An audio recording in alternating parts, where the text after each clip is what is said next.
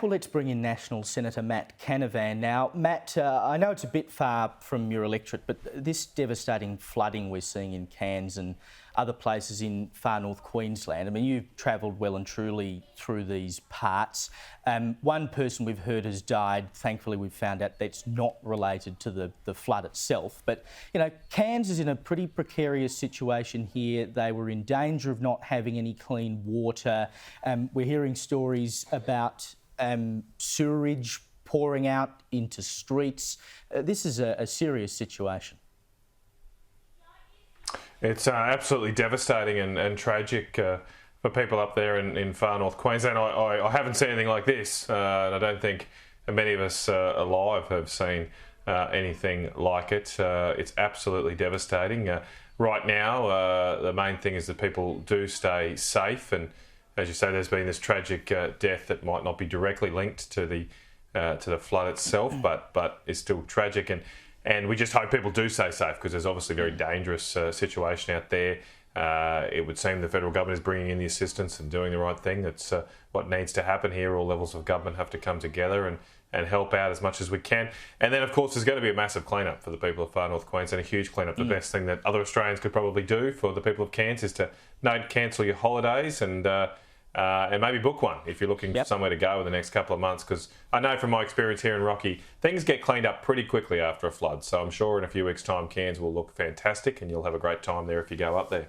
Yeah, and, you know, it's just particularly sad. I mean, it's sad any time it happens, but right before Christmas, losing your house, it's the worst time you could think of it happening. And stay tuned to Sky. We'll keep you updated on all the latest news, and we'll go to the ground in Cairns in a few minutes' time. But we've had some incredible but horrifying footage come into the newsroom today of a man stuck up a tree in these floodwaters in the Annan River, and it really brings home how dangerous this situation is. I mean, you know, the poor bloke is just stuck there.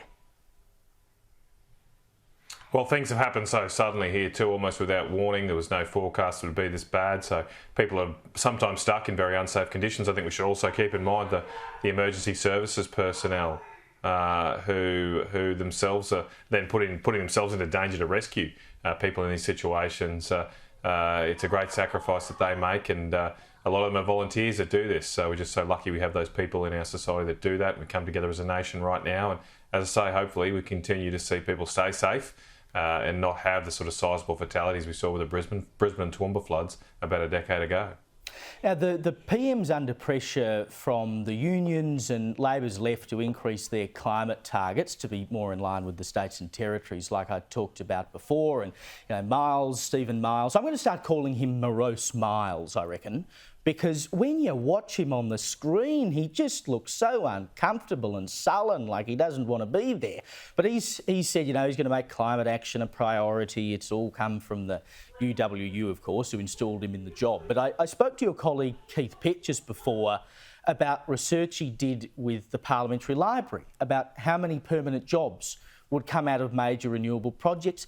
The stats are staggering. I mean, there are basically no permanent jobs to be created by any of these major wind farms, solar farms, hydro projects, etc. I mean, what are we doing it all for? And they cost, like that one there, $14.2 billion, and they're going to get 30 permanent jobs out of it. Value for money, mate. Yeah.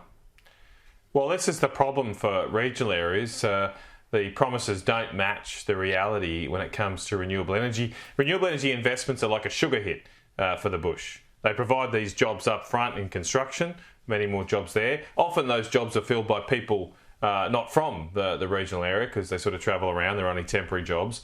So they bring in a workforce, live in dongers, there's a bit of money spent in the town for a couple of years, and as you say, then the long term, there's no jobs. The local McDonald's will employ more people than most of these large-scale solar and wind farms long term in our own communities. So these kind of promises that we're getting, that somehow we could shut down our coal industry and replace them with solar and wind, is just a fantasy land. And the idea now that we've doubled down and increase our emissions targets, I mean, this is what politicians do when they're failing. When they're failing to reach an existing target and promise they've made, they make another target and promise that is just as unrealistic, but hopefully for them will be further into the future. Now, I don't know if Stephen Miles will win the election next year, but I can be pretty confident in this prediction, Caleb, that he won't be Premier in 2035.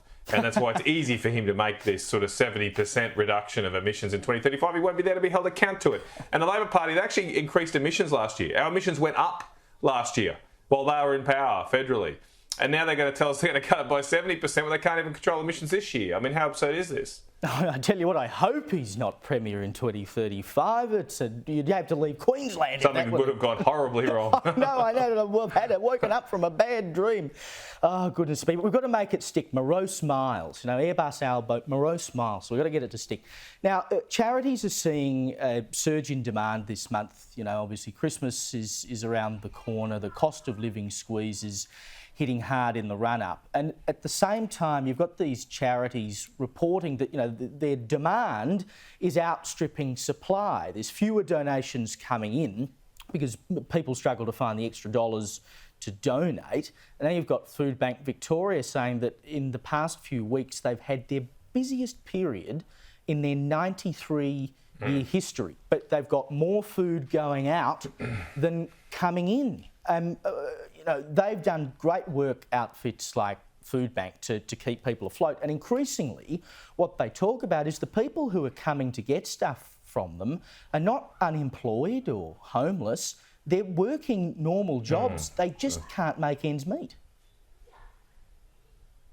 Yeah, well, the working poor among us has skyrocketed under this Labor government. And of course, there are some things out of the government's control, but there are very, very significant things in this federal Labor government's control that they have totally botched. The most prime example of that is the immigration intake. We were coming out of COVID when the Labor Party came to power. Obviously, we had to open our borders and there was a need to bring in some workers to help fill skill shortages. But this government just opened the floodgates, including to hundreds of thousands of students who are clearly not filling a skill shortage in Australia.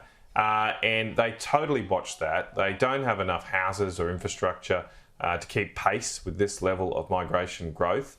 And that has caused many Australians to not have housing themselves, many Australians to have increased costs, and exacerbated the high inflation, high interest rates environment. Now, we know the government stuffed it up because now, after the horses bolted, they're trying to reduce the numbers, or they've said they're going to reduce for the next few weeks. But this is a massive stuff up from this Labor government, and it's hurting, as you say, hurting the working poor, hurting people amongst who are working hard and shouldn't have to join a bread line or to live in a tent in a developed country like Australia.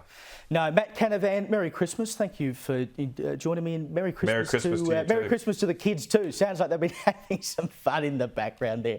See you, mate.